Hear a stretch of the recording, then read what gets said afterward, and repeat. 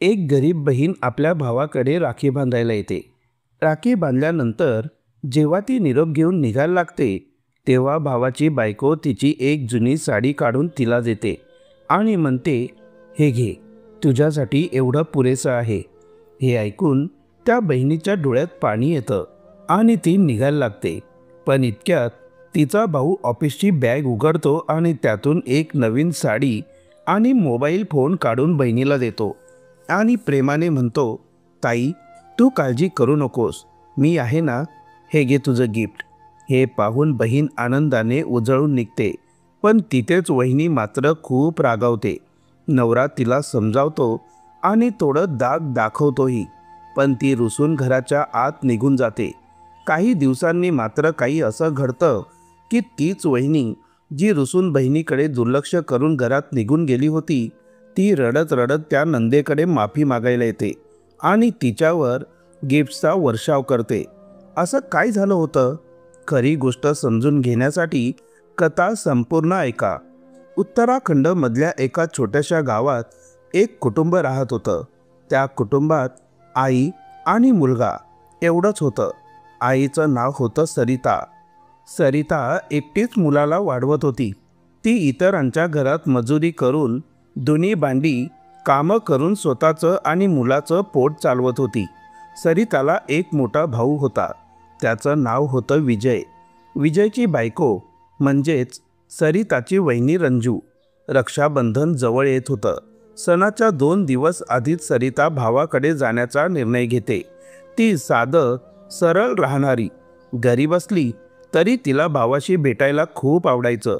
जेव्हा सरिता भावाकडे पोहोचली तेव्हा विजय चांगल्या नोकरीत होता. घरात सुखसोयी होत्या. भावाच्या घरी सगळं व्यवस्थित चाललं होतं. पण वहिनी रंजू मात्र सरिताला पाहून मनातून नाराज झाली.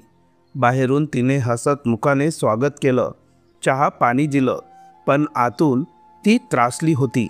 तिला असं वाटायचं की सरिता फक्त पैशांसाठी इथे येते.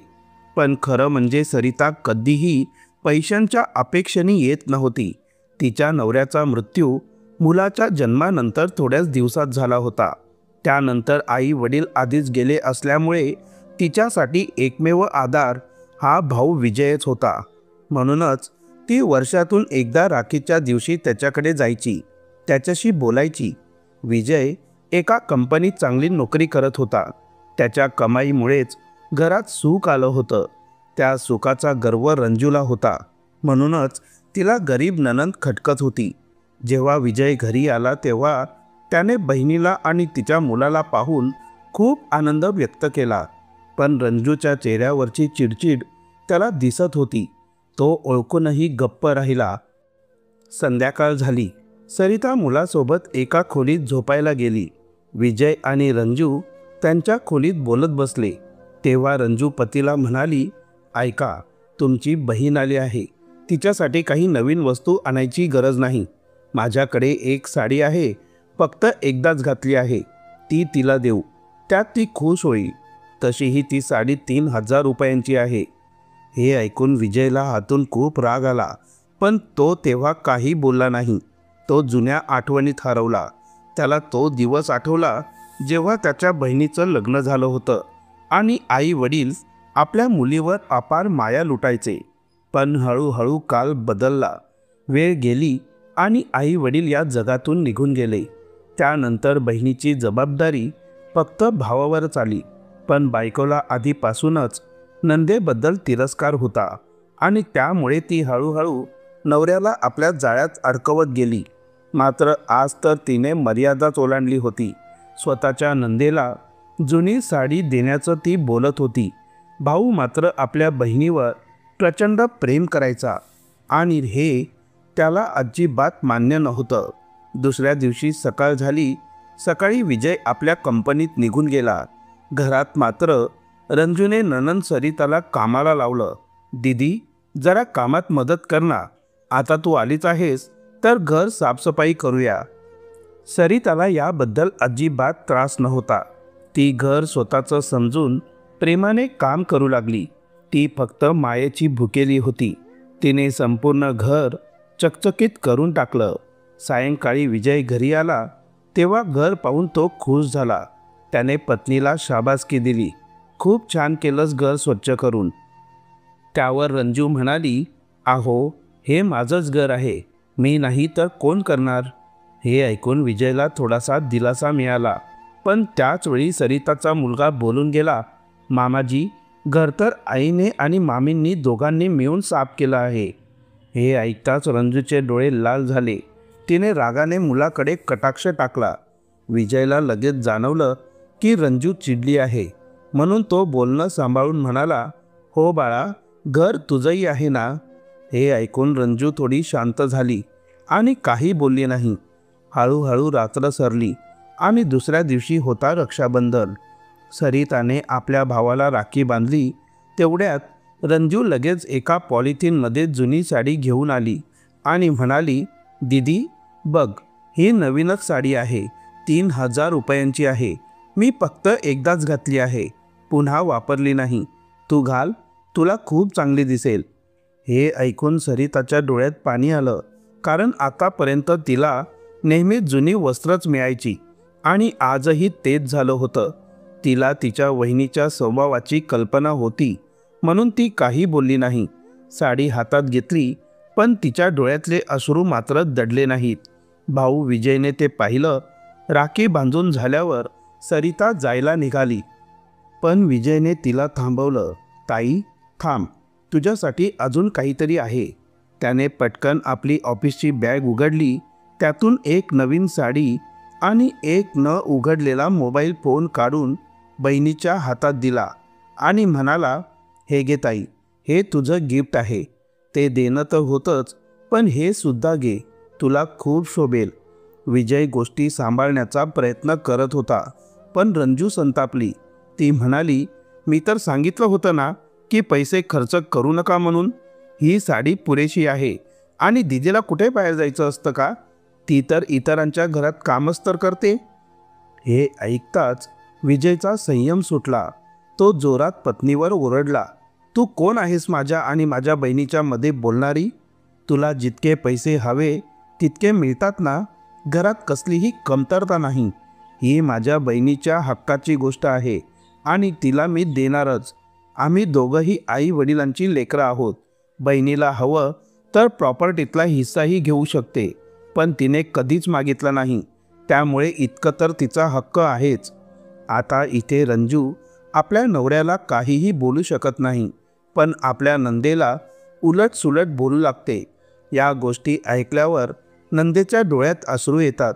तेव्हाच विजय तिला कडक इशारा देतो आणि म्हणतो, जर तुझ्या तोंडातून अजून एकही शब्द बाहेर आला तर मग बघ, माझ्यापेक्षा वाईट कोणी नाही ठरणार. त्यावेळी विजयच्या डोळ्यात संताप उसळलेला असतो. रंजू जशी आपल्या नवऱ्याच्या डोळ्याकडे पाहते, तशी ती ओठांवर नाराजी दाखवत घरात निघून जाते. पुटपुटत रागाने काहीतरी बोलत असते आणि यातून स्पष्ट दिसत होतं की रंजू आता पूर्णपणे नाराज झाली आहे. यानंतर सरिता म्हणते, भाऊ, जर वहिनी रागावल्या असतील तर काही हरकत नाही, तू हे इथेच ठेवून दे. पण तेव्हाच भाऊ म्हणतो, ताई, मी आहे ना, सगळं ठीक करून देईन, काळजी करू नकोस. तू आपल्या मुलाला घेऊन आपल्या घरी जा, तुला काही त्रास होणार नाही. ही रोजचीच गोष्ट आहे, थोड्या वेळाने शांत होईल.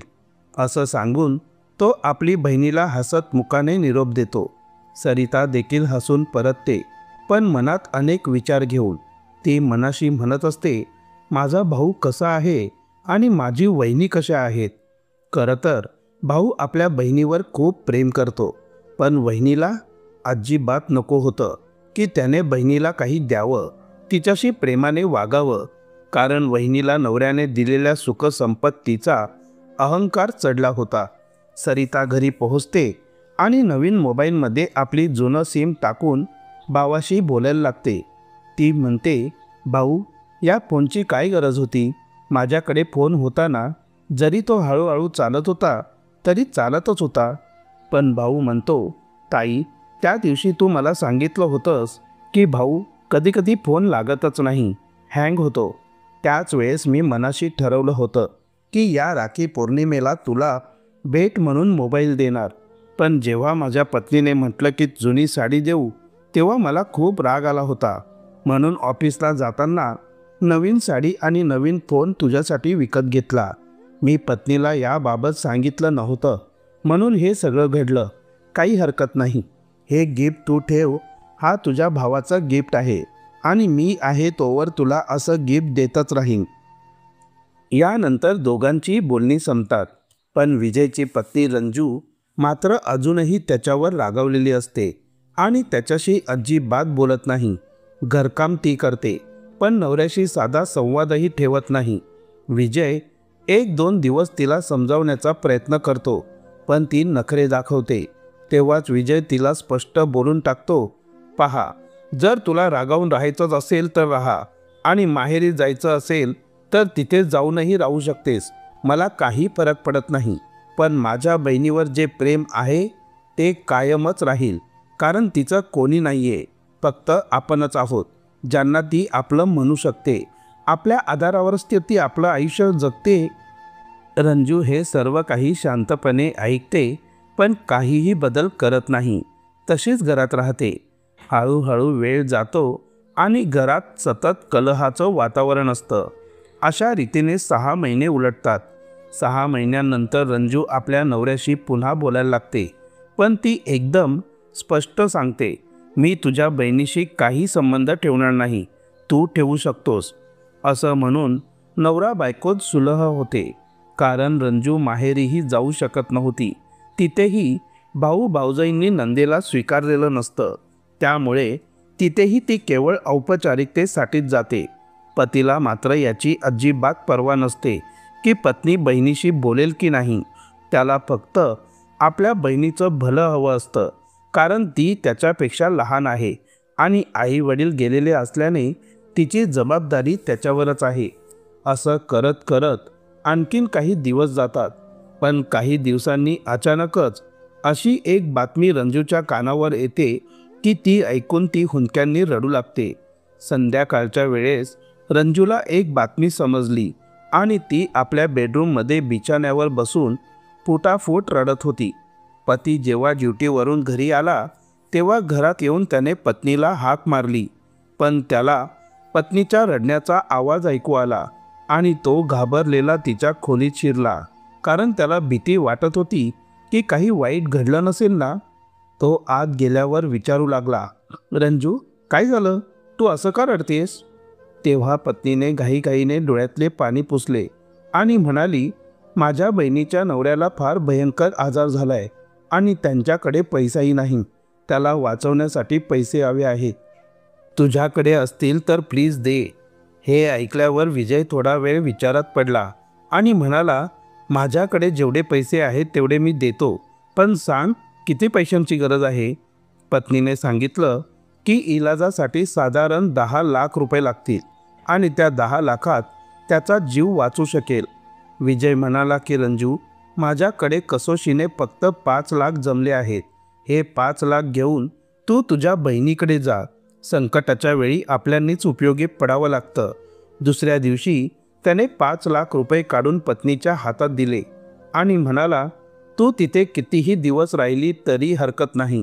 घर मी पाहून घेईन, पण बहिणीला नीट आधार दे, कारण अशा वेळी खरे आपलेपण दिसतं. रंजू ते पैसे घेऊन बहिणीकडे गेली आणि म्हणाली, ताई, हे घे पैसे. उरलेल्यांची तू तजवीज करून घे. आमच्याकडे एवढेच होते, पण तरीही अजून काही पैशांची कमतरता होती. त्यामुळे गरजांची फारच चिंता वाढली होती. रंजूने विजयला फोन करून सांगितलं, मी पैसे देऊन टाकलेत, पण अजून साधारण 4 लाखांची गरज आहे आणि काहीही उपाय होत नाहीये. तेव्हा विजय म्हणाला, ठीक आहे, तू डॉक्टरांशी बोल आणि त्यांना सांग की इलाज सुरू करा. उरलेले पैसे जसे जमतील तसे देऊ, निदान त्यांचा जीव तरी वाचेल. रंजूने होकार दिला आणि तेच आपल्या बहिणीला सांगितलं.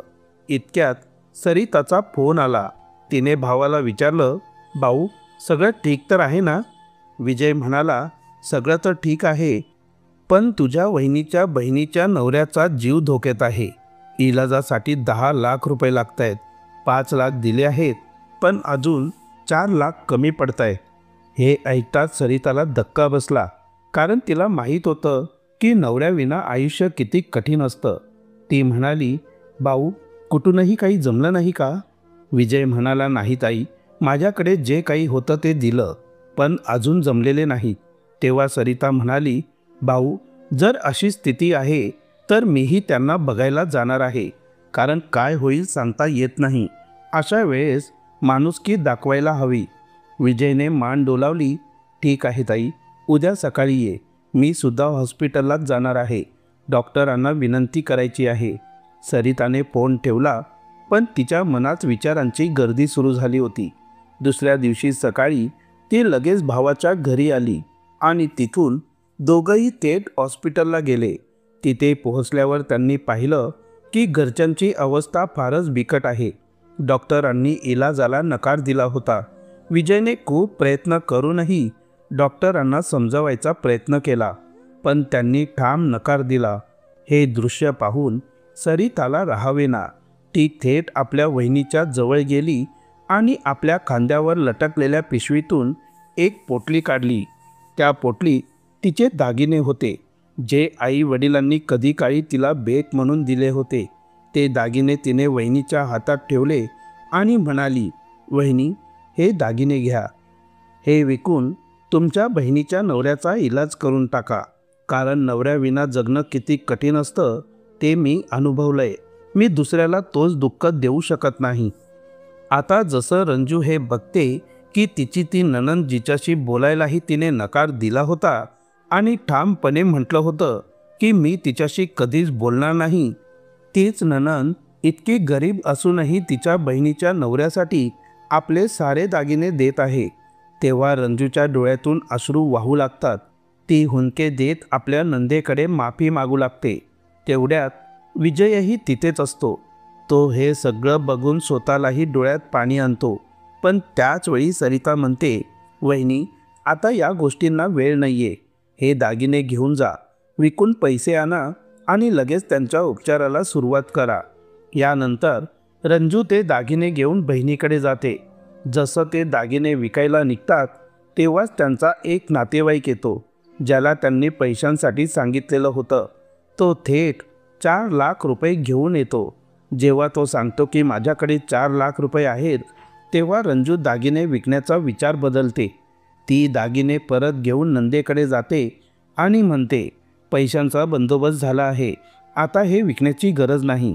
यानंतर बहिणीच्या नवऱ्याचा योग्य उपचार होतो आणि त्यांचे प्राण वाचवले जातात. सरिता परत आपल्या घरी निघून जाते, कारण तिला दररोज कामाला जाणं भाग असतं.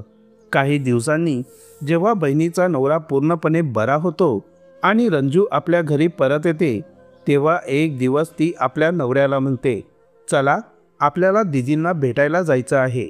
नवऱ्याला माहीत असतं की ती का भेटायला म्हणत आहे, त्यामुळे तो काहीही आडकाठी करत नाही आणि दोघंही निघतात. रस्त्यात बाजार लागतो. तिथे रंजू आपल्या नंदेसाठी खूप सारे भेटवस्तू खरेदी करते. त्या भेटवस्तू घेऊन ती नंदेच्या घरी पोहोचते. जेव्हा सरिता आपल्या भाऊ भावजाईला एकत्र येताना बघते, तेव्हा ती आनंदून जाते आणि आपल्या जुन्या साध्या घरात त्यांचं मनापासून स्वागत करते. रंजू मात्र हात भरून भेटवस्तू घेऊन आलेली असते. त्या देताना ती म्हणते, दीदी, हे बघा, तुमच्यासाठी भेटवस्तू आहेत. आजपासून मी माझं आयुष्य याच पद्धतीने जगणार आहे, कारण मला आता समजलं आहे की नातेसंबंधांची खरी किंमत काय असते. हे ऐकून सरिताच्या डोळ्यात पाणी येतं. रंजूच्या डोळ्यातही अश्रू येतात. सोबतच विजयच्याही डोळ्यात पाणी तरळते. त्यानंतर रंजू आणि सरिता एकमेकींना मिठी मारतात आणि त्या दिवसापासून दोघींचं आयुष्य आनंदात पुढे सरकतं. तर मित्रांनो, ही होती आजची गोष्ट. तुम्हाला ही गोष्ट कशी वाटली ते नक्की कमेंटमध्ये लिहा. गोष्ट आवडली असेल तर व्हिडिओला लाईक करा आणि चॅनलला सबस्क्राईब करा, म्हणजे आम्हाला तुमच्यासाठी अशाच सुंदर गोष्टी आणायला बळ मिळेल. पुन्हा भेटूया पुढच्या व्हिडिओमध्ये एका नवीन विषयासोबत. तोपर्यंत जय हिंद, जय महाराष्ट्र. थँक्यू.